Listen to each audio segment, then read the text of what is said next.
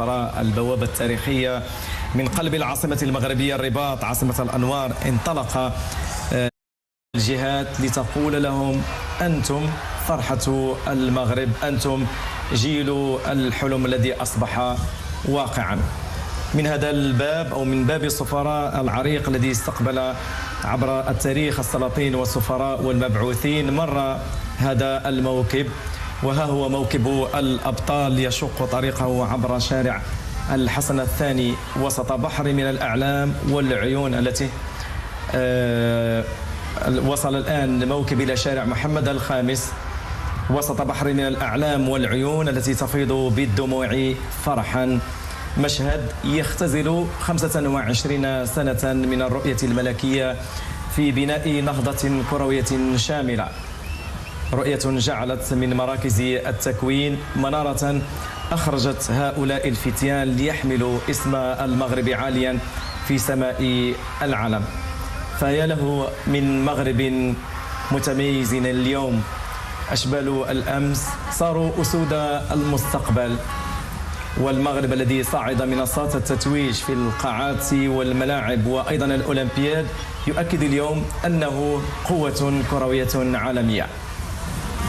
إنها لحظة تتجاوز الرياضة، لحظة تعبير عن الانتماء والعهد والاستمرارية في مسار يقوده جلالة الملك محمد السادس نصره الله نحو مغرب الإنجازات، مغرب الرياضة،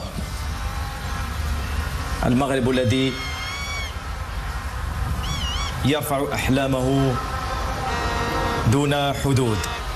اليوم الرباط ترتدي أبهى حللها وتنبض شوارعها بألوان الفخر والاعتزاز. إنها فرحة شعب بأكمله، فرحة وطن في هذا الجيل. والأنظار بعد قليل سوف تتجه لساحة البريد قلب الرباط النابض، حيث تتعالى الأصوات بالنشيد الوطني وتتحول الشوارع إلى نهر من الأعلام. يعني كتعرف انك كيعجبنا داك انك كصحفي تكون دير القراءه في الصحف ياك. كنتمنى انه يكون واحد العنوان، بغيت تعطي شي عنوان. 40 مليون قلب تهتف ديما مغرب. صحيح، وهذا هو الاحساس، لان ما كنظنش انه المغرب كله ما يعني ماشي وراء الشاشه، في المقاهي في البيوت ما كيشوفوش هذه اللحظه هذه وما كيرددوش نفس الكلمه ديما مغرب.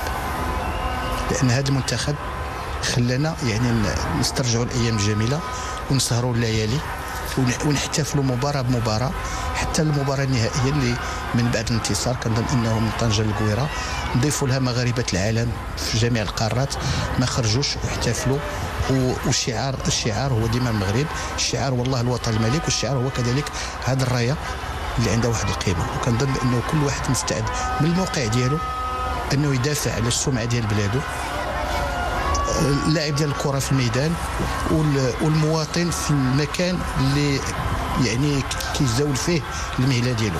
وكنظن ان كلنا خصنا نخدموا بتفاني باش دائما هذه البلاد هذه تبقى غاديه في الطريق اللي كتبوا لها الله، واللي بطريقه ولا باخرى التاريخ ديالها كيستحق.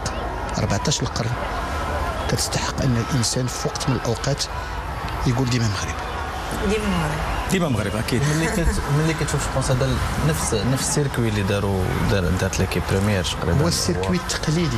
يعني غتخرج من باب السفاره غادي تنزل امام محطه القطار، امان